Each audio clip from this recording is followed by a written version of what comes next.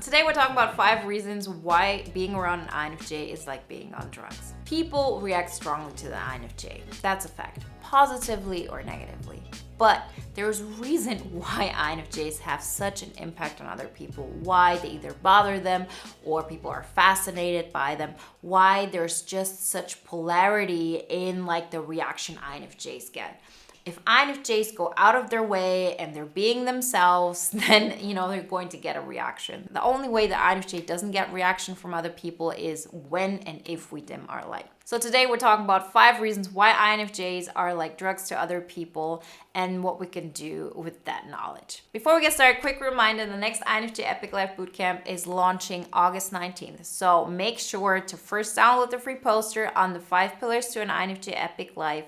Join the waiting list so you get access to the early bird price and get notified once we go live, and to set a reminder for the free masterclass that's going to be here on YouTube on a launch date. Everything you need to know you can find in the links in the description. Number 1, they make you relaxed. So this is one of the things after you've experienced this. Being around an INFJ makes you very relaxed, similar to some kind of drugs that allow you to just chill, enjoy the moment, and really not think about the future. Because being around an INFJ really means that you can be yourself. One of our greatest qualities is that we can make space for others. We can hollow ourselves out. And I often talk about how important it is for us not to hollow ourselves out on a constant basis, doing this as our default state. But when you're with a person and you want to give them your attention, you want to give them time, you want to make them feel comfortable. This is one of the things that we do. We make space for other people. And when we make space for other people, they stop judging themselves, they relax, and they calm down. This is something that is a skill set. And so I'm really keen on making it known that there's a difference between who we are and what we're good at. So this is something that we're good at. It's a skill. It's not something that we generally have to be. But that also doesn't mean that we have to hold ourselves back when we can do that. So it doesn't mean that you're doing something wrong when you're allowing people to be themselves. Just know in the back of your mind, this doesn't have to be your default state. So people will be relaxed around you. It's one of the qualities that you bring to the table. It's something that we're good at, and it's something people are allowed to enjoy. Reason number 2 is we change people's perception of reality. How often have you been in a situation where people start seeing the world differently because they've interacted with you? It doesn't have to be like this big thing, and very often we as INFJs, we don't really want to talk about it because it sounds like we think we're this super being, but it doesn't have to be this way. It's just that we see reality differently. We see that there's another way to look at things. There's this way that is, generally accepted. These are the rules that everybody plays by, although you don't know how they actually got started with. You know how, AIs are creating things that never existed before? And it's a really interesting concept because if you think about it, every music that you hear has been inspired by previous music. And so it has always some kind of influence on each other. What AI does is that it creates new inspiration in a way that hasn't existed yet. Maybe it has, but it really takes it from its unique point of view. And for INFJs, it's similar. If we look at a situation, we can create a logic around it that makes sense, that works, that doesn't have some kind of break in it, but isn't necessarily this kind of logic that other people, live by. But it's still a logic that works. And very often it's a logic that is leaner, that is cleaner, that is lighter. And so once people see that they can also look at life the way you look at it, very often it changes their reality. Not that they necessarily see the world the way you see it, but they just feel like they're giving the permission to change some things, and that they can look at things in a way that makes sense for them and that makes it easier for them to continue on their path. Reason number 3, the INFJ unravels hidden emotional trauma. You know that there are drugs out there which do that, or which are supposed to do that, where you take them and then you can tap into those emotions, you can feel them, you can heal them, you can release them, and then you're lighter. Of course, you can get back into old patterns, and this happens after meeting an INFJ as well. But this is one of the skill sets that we do have. we allow people to bring those things forward. It isn't necessarily something that makes people very comfortable. It actually leads to INFJ getting rejected often, or, having some difficult relationships because you bring all of that stuff up. But the fact is, we go deeper than most people. And it's something that we do on a general basis. Like if you just take an average INFJ in comparison to an average other type, we go deeper when it comes to these kind of emotional things. We're not going deeper like an INFP would and emotionality and as in like deep emotions, but we actually tackle things that people carry within themselves because we connect with them on a deeper spiritual level very often.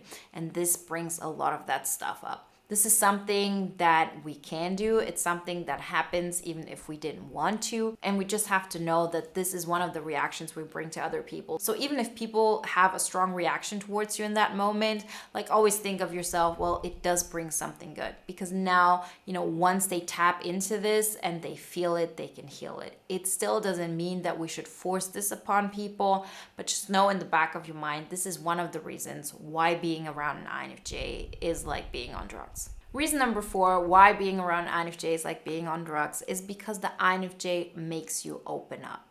The INFJ not only makes space for you, but the INFJ gives the other person the feeling of they're accepted no matter what. It's like, having a drink. You're just more open. You're more inhibited. Your impulse control goes out of the window if you go overboard, because being around an INFJ really means that you're going to get accepted. The INFJ may judge other people, but they don't make the other person feel that. That's why we actually understand people so well, is because we have the ability to let people open up because they feel like with every step they take, you're still there, you're still accepting, you're not judging, you're not flinching. And so you actually encourage them to open up even more. And reason number 5, why being around an INFJ is like being on drugs, is because the INFJ will make you feel deeply loved. So there are types that will make you feel deeply loved, as in like a love bombing situation without even trying. That's not the INFJ. The INFJ will make you feel seen. The INFJ will make you feel understood. It's not that the INFJ will look at you and will give you some kind of affection that you never had before. It might happen, but this is not our biggest quality. What we do is that we actually allow people to be themselves. And once they do that, that's when we shower them with love. Not like on this big scale as, let's say, an ENFJ would do it or could do it. We do it in our way, in a subtle way. It's still numbed down because it's an INFJ, in the end. It's not some like firework and bathing in sunlight kind of experience, but there's such an acceptance. There's such an unjudging energy that an INFJ can give others. And it really makes you feel whole. It makes you feel seen.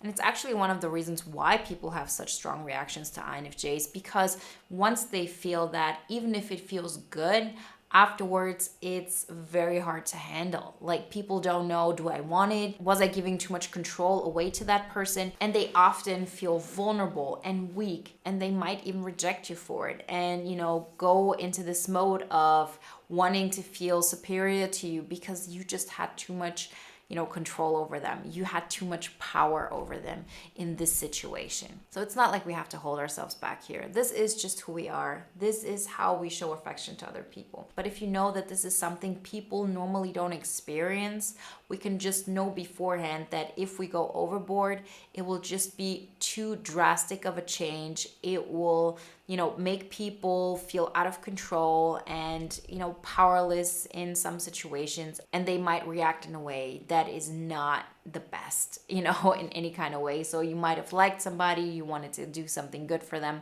and it backfires. So just keep this in mind and don't take it personally. And then you also be a little bit more careful how you allow this energy to come up.